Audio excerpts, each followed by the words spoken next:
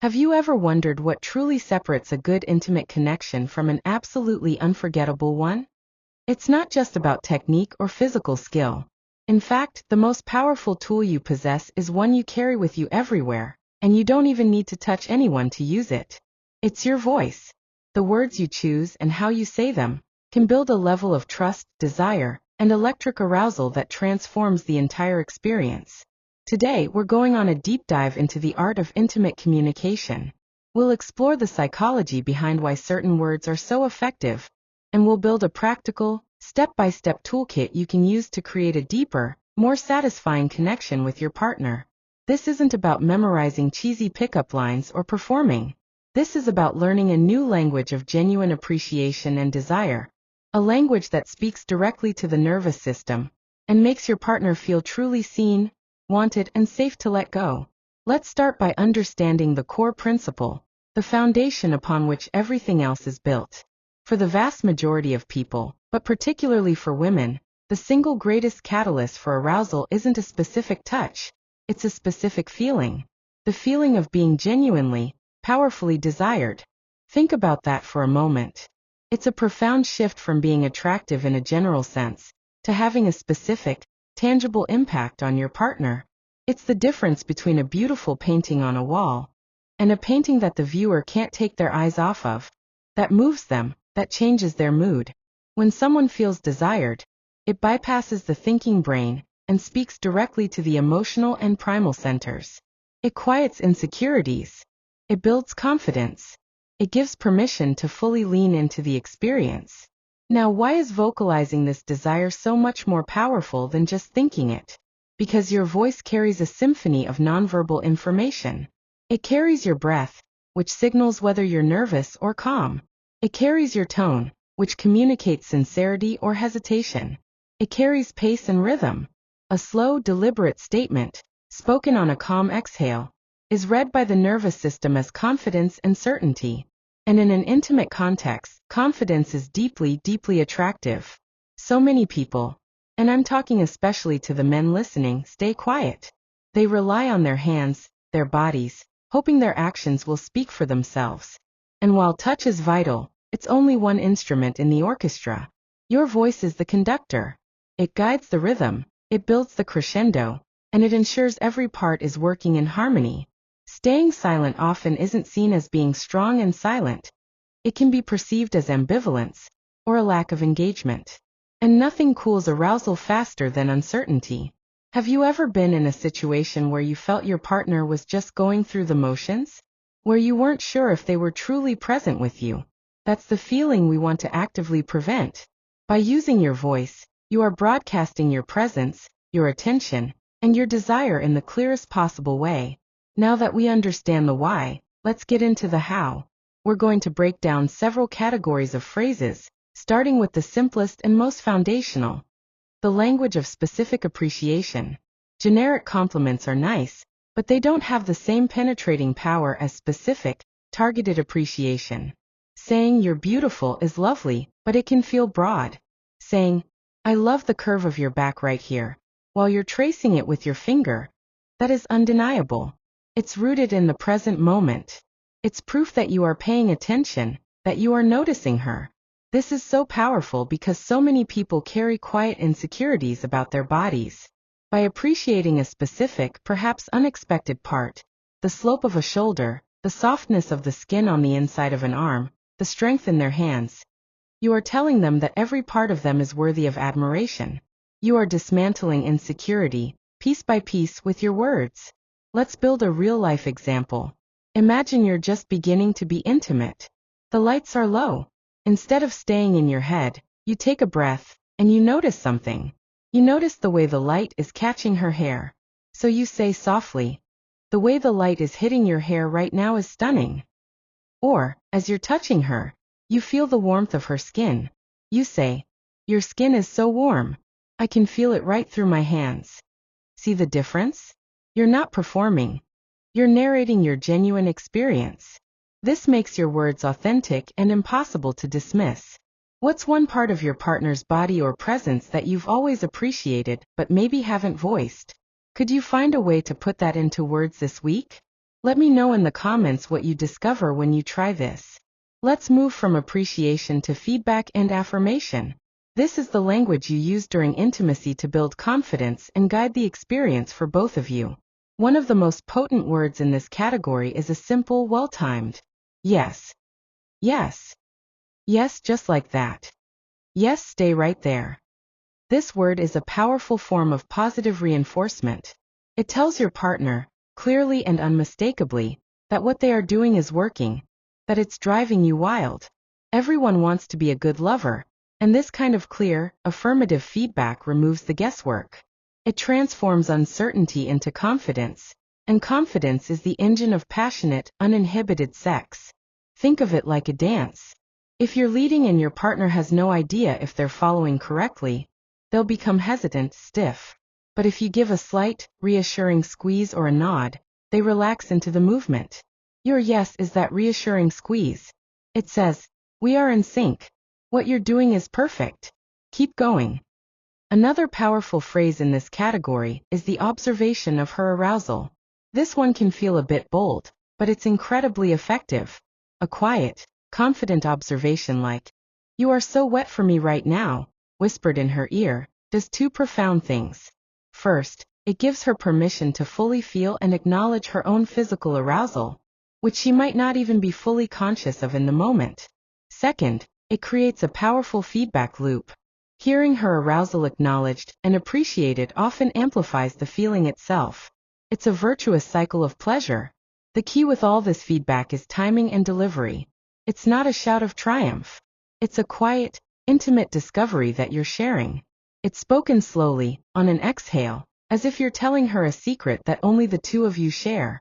We've covered appreciating her and giving feedback. Now let's talk about the language of direct desire. This is where you vocalize your own want. And in doing so, make her feel incredibly powerful. Phrases like, "You turn me on so much," are incredibly potent. Why? Because it's not just, "You're attractive."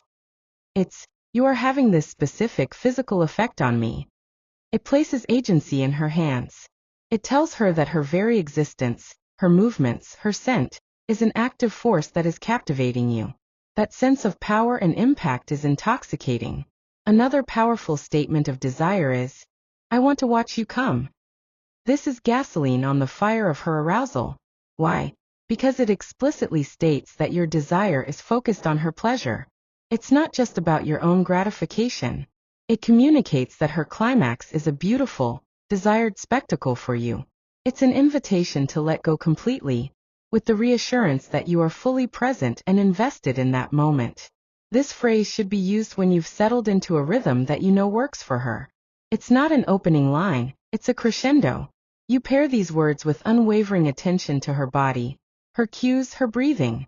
The combination of your focused intention and your vocalized desire is what creates the safety and intensity needed for a powerful climax. Think about the last time you felt truly, powerfully desired by someone. What did they say or do that made you feel that way? How did it change the experience for you? Sharing these stories can help us all learn, so feel free to post them in the comments below. If you're finding this deep dive valuable and are committed to building a healthier, more vibrant, and more connected life, then you're exactly the kind of person we built this channel for. Consider hitting that subscribe button and tapping the bell. It really helps us out. And it means you won't miss any of our future guides where we break down everything from nutrition and fitness to the science of stress and sleep, all designed to help you become the best version of yourself. Let's pause for a quick recap. We've built a powerful toolkit so far.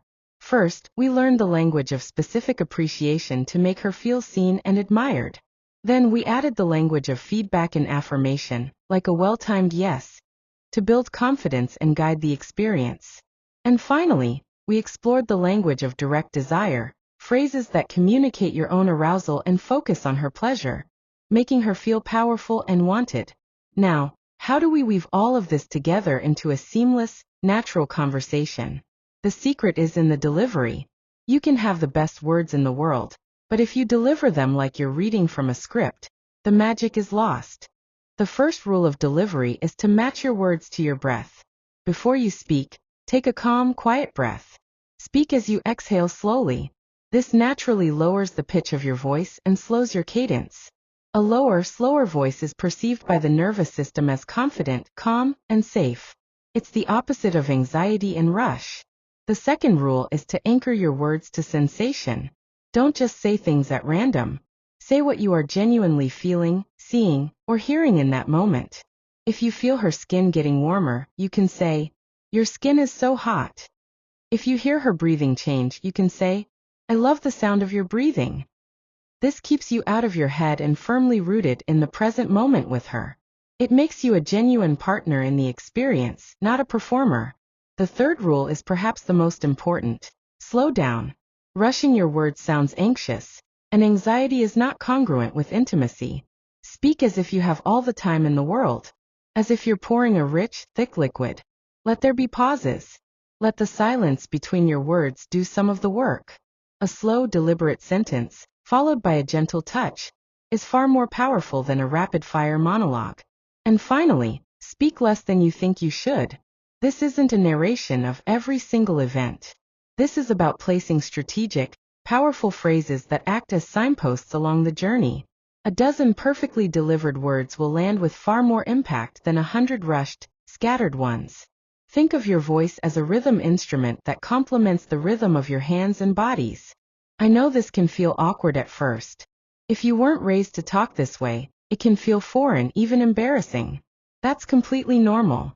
The good news is, you can practice this alone in a safe, zero-pressure environment to build that muscle memory. Here's a simple 5-minute exercise. Find a quiet space where you won't be interrupted.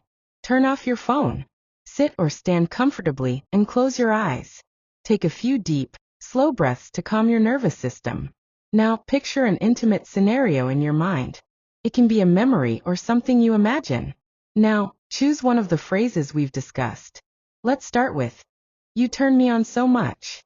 Say it out loud, at a normal volume. Now say it again but slower. Now break it down. Place one word on each long, slow exhale. "You turn me on so much." Feel your jaw relax. Feel the words forming in your mouth. The goal here is not to become a great actor.